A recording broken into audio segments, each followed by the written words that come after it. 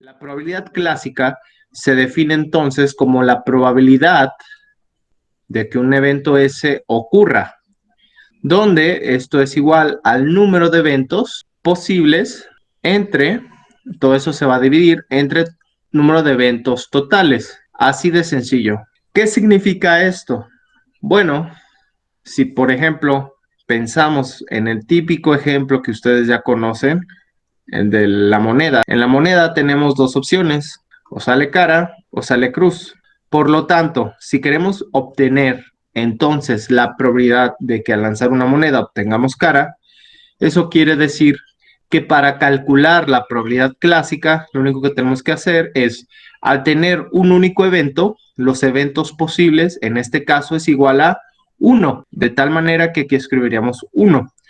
Y el número de eventos totales, al tener dos posibilidades, pues escribiríamos 2. Entonces, ¿esto qué significa? Bueno, significa que un medio, si lo transformamos a números decimales, esto es igual a 0.5, y este número decimal, al transformarlo a un porcentaje, recordando que porcentaje significa partes de 100, por lo tanto, al multiplicarlo por 100, esto nos representaría el 50%. ¿Qué quiere decir este número? Quiere decir que al lanzar yo una moneda, existe un 50% de probabilidades de que obtengamos cara. Esto es la probabilidad clásica y se pueden hacer muchas cosas con esto, ya sea para calcular barajas, ya sea para calcular, por ejemplo, el lanzamiento de un dado, o ya sea, por ejemplo, para calcular los típicos ejercicios que se ven en preparatoria y secundaria de qué tan probable es que un evento ocurra. ¿Qué significa esta escala? Aquí tenemos el 0, acá tenemos el 1 y nosotros hemos calculado la siguiente probabilidad que se encuentra en un medio.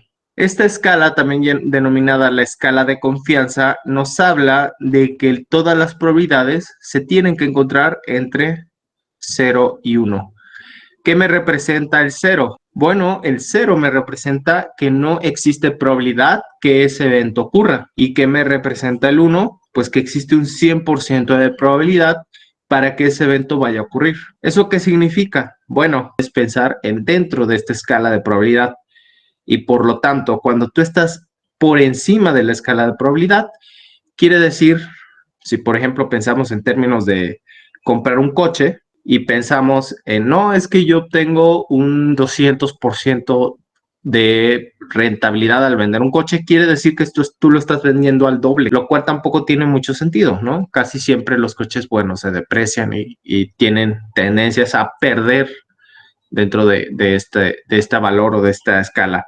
Estos son conceptos no solamente de probabilidad, sino que tienen que ver con ideas de porcentajes, ya que casi siempre pensamos en términos de porcentaje. Por ejemplo, vamos a utilizar la probabilidad clásica. Imagínense ahora que yo pienso nuevamente en el caso de la moneda.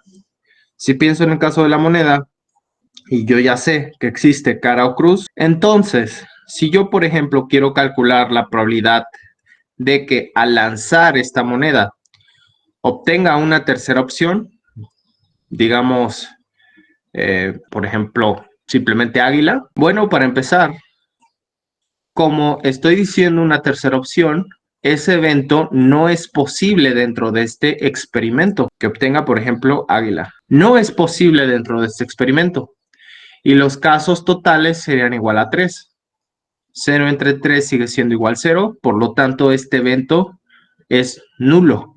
No es posible que se lleve en este experimento. Y si, por ejemplo, yo quiero calcular la probabilidad clásica de que al lanzar una moneda obtenga un cierto valor, ya sea o cara o cruz, pues simplemente es igual a 2 entre 2, esto es igual a 1, y ya sabemos que esto es representativo del 100% al multiplicarlo por 100. El espacio muestral no es más que la definición de todos los eventos posibles y se utiliza la letra S para definir el espacio muestral, ya sea que obtenga cara o que obtenga cruz en este evento. Se desea calcular la probabilidad de al lanzar un dado obtener un número mayor que 4. Entonces, en este ejemplo, se desea calcular la probabilidad clásica. Como siempre, hay que tomar en cuenta, primero, leer y entender el problema, y segundo, conocer las definiciones importantes. En este caso, como estamos pensando en términos de un dado, casi siempre, y yo les recomiendo a todos mis estudiantes, casi siempre, y como les recomiendo a mis estudiantes, es si no tienen claro qué es lo que tienen que desarrollar, pues bueno, primero es muy útil hacer un dibujo. Como estamos hablando de un dado, aquí está el dibujo del dado. Claramente en el dado tenemos 6 posibilidades, por lo tanto voy a utilizar la definición del espacio muestral. El espacio muestral, utilizo estas llaves o esta notación para definir el espacio muestral, pues son todas las posibilidades. ¿Cuáles son ellas? Pues bueno, el 1, el 2, el 3, el 4, el 5 y el 6. Hay que entender el problema. ¿Qué nos está diciendo? Vamos a obtener un número mayor que 4. Y el término mayor que 4 es importante, puesto que al definir mayor que, no estamos incluyendo el 4. Diferente sería que yo dijera mayor o igual que 4. Ah, bueno, entonces ahí sí incluyes el 4.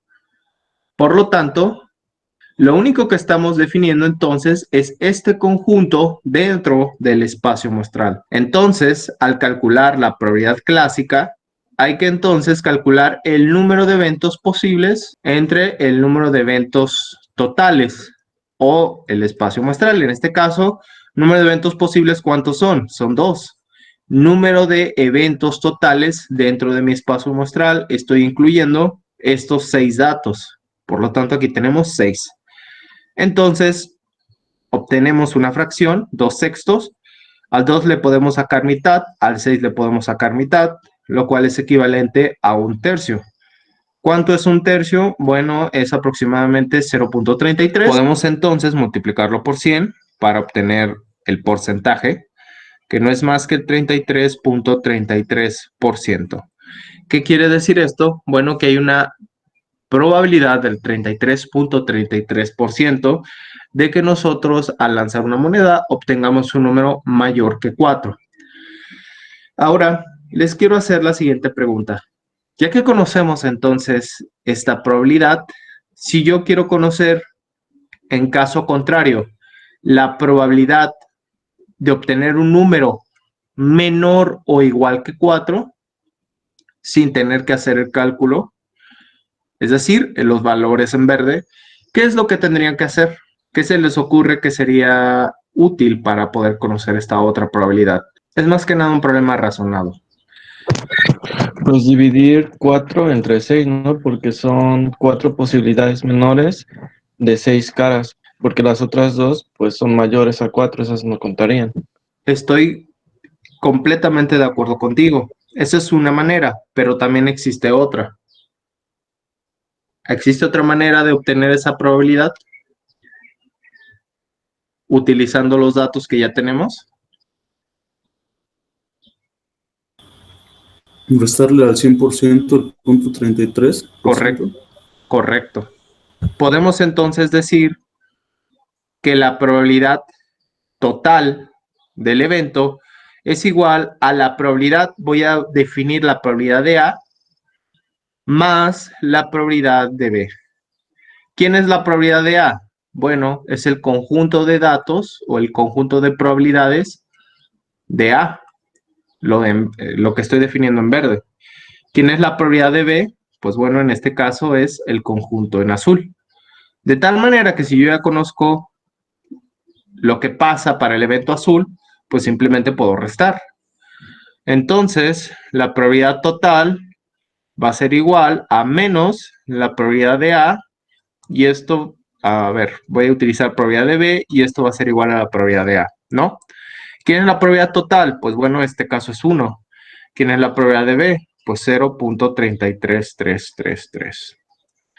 Entonces, simplemente, para conocer la probabilidad del evento que yo estoy interesado, no es más que restar 1 menos 0.3333. Voy a utilizar aquí mi calculadora, 1 menos, y ahora como ya tengo los valores que a mí me interesan, guardados en la parte de abajo, pueden utilizar la función ANS, que significa que voy a utilizar los datos o el valor de la que ya están almacenados en memoria o que están en la pantalla, de tal manera que obtengo entonces 0.66666. ¿Qué significa esto? Significa que la probabilidad del evento restante es igual a 66.66%. Y antes de que empiecen a criticar, déjenme hacer la siguiente aclaración. Claramente, algunos me podrían decir, bueno, es que 66.66% más 33.33% no es el 100%. Totalmente de acuerdo.